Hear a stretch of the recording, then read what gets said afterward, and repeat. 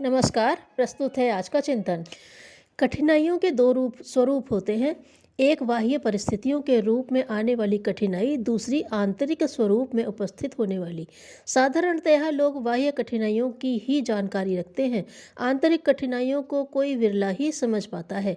वस्तुतः अंतः बाह्य दोनों के मूल में आंतरिक कठिनाइयाँ ही प्रमुख होती हैं। बाह्य कठिनाइयाँ आंतरिक कठिनाइयों की छाया मात्र ही होती हैं। अनुकूल परिस्थितियाँ, साधन, सुविधा मनुष्य के पतन का कारण बनती देखी गई हैं, जबकि विपरीत परिस्थितियों में, कठिनाइयों में भी लोगों ने आगे बढ़कर जीवन में उत्कृष्ट स्थिति प्राप्त की है। कठिनाइयों से भी लाभ उठाकर आगे बढ़ने, जीवन में सफलता प्राप्त करने के लिए मनुष्य के दृष्टिकोण एवं उसके जीवन क्रम की बुनियाद में सुधार होना आवश्यक है। अपने कर्तव्य धर्म की जानकारी और उसके प्रति अनन्य निष्ठा पैदा होना सफलता की प्राथमिक शर्त है। कर्तव्य की जानकारी और उसके प्रति निष्ठा से मनुष्य कृत संकल्प होता है और इससे उसमें असाधारण शक्ति का स्रोत फूट पड़ता है। ऐसी स्थिति में मनुष्य भारी से भारी कठिनाई को भी सहर्ष सहन करता है, कर्तव्य के लिए सर्वस्व लुटा देने को तैयार हो जाता है। हरिश्चंद्र, पांडव, राजा नल, कर्ण, प्रताप, शिवाजी, ईसा, गांधी आदि ने अपने कर्तव्य धर्म की रक्षा के लिए कितने कष्ट सहे, यह सभी जानते हैं। कर्तव्य का ध्यान रखने पर व्यक्ति को आंतरिक शक्ति मिल जाती है, जिससे वह मार्ग में आई हुई कठिनाइयों को सहज ही सहन कर लेता है, जिससे उसकी शक्ति, साहस, कार्य क्षमता में दिनों दिन विकास होता जाता है। कर्तव्य में लगा हुआ व्यक्ति बाह्य कठिनाइयों पर क्रमशः विजय प्राप्त करता जाता है, तो उसके साथ ही उसकी आंतरिक कठिनाइयाँ भी स्वतः ही हल होती चली जाती हैं। कर्तव्य दृष्टि प्राप्त होने से पहले एवं बाद में भी सबसे बड़ी आवश्यकता है सक्रियता की। कर्तव्य को जानकर भी मनुष्य निष्क्रिय रह सकता है, अतः इसके साथ ही आवश्यकता इस बात की है कि मनुष्य सक्रिय बना रहे। अकर्मण्यता की स्थिति में अनेकों ऊल जलूल विचार आते जाते रहते हैं और इससे मानसिक शक्तियों का विघटन होने लगता है। शक्तियों में बंटवारा हो जाता है। खाली मन शैतान का घर होता है। मानसिक दुर्बलता से शक्तियों के विघटन हो जाने पर कठिनाइयों से लड़ना और भी कठिन हो जाता है। कठिनाइयों से भागने को की मनोवृत्ति कायरता है। इससे कठिनाई घटती नहीं, निरंतर बढ़ती ही जाती है। भागने वाले मनुष्य को चारों ओर से कठिनाइयां घेर लेती हैं। वह कहीं भी भाग कर जाए, उनसे छुटकारा नहीं मिलता। कठिनाइयों से भागने वाले की आत्मिक शक्तियां कुंठित हो जाती हैं। अतः आवश्यकता इस बात की है कि कठिनाइयों का डट कर मुकाबला किया जाए, उन्हें जीवन में सहर्ष स्वीकार किया जाए, वर्ण किया जाए।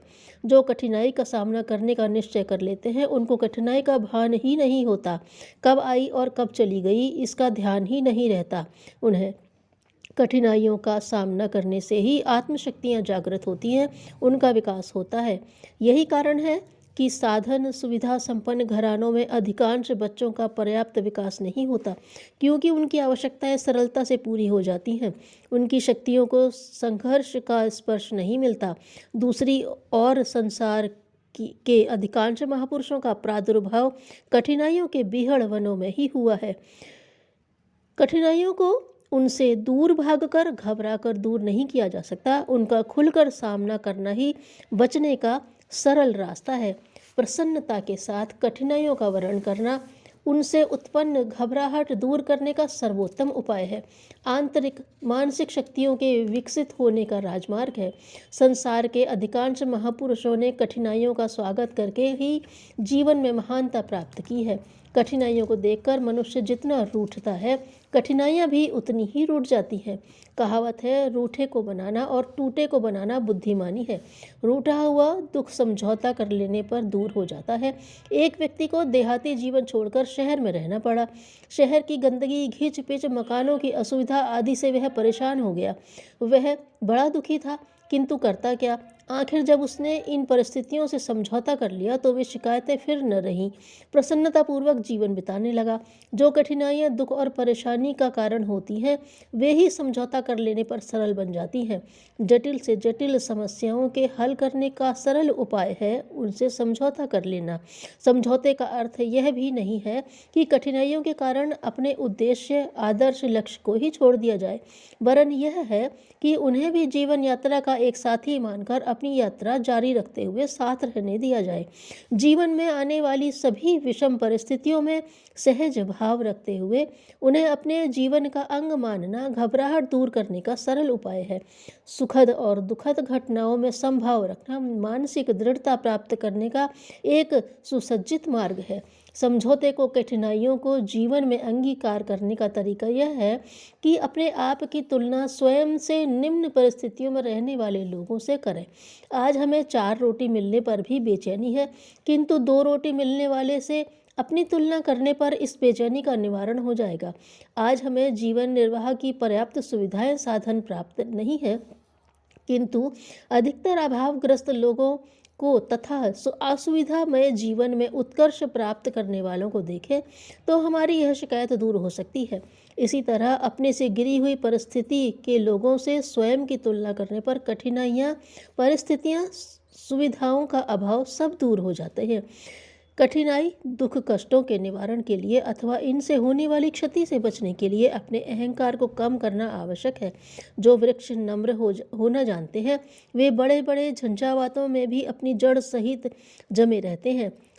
पानी की प्रबल धारा भी बेंत का कुछ नहीं बिगाड़ती, किंतु बड़े बड़े पेड़ जो कठोर होते हैं, अकड़ कर खड़े रहते हैं, वे एक झोंके में ही धराशायी हो जाते हैं। जो मनुष्य नम्रता, निरहंकारिता के सद्गुणों से संपन्न होते हैं, जो कष्ट सहिष्णु होते हैं, उनका बड़ी बड़ी कठिनाइयाँ, कष्ट, मुसीबतें भी कुछ नहीं बिगाड़ती। सबसे प्रेम करने वाले, शिकायत न करने वालों को अनेक सहयोगी मिल जाते हैं। कठिनाइयाँ भी उनके साथ सहयोग करती हैं जो समझौता करना जानते हैं। उनकी जटिल समस्याएं भी सहज ही हल हो जाती हैं। लोक मंगल के लिए पद नहीं, श्रेष्ठ भावना चाहिए। धन्यवाद।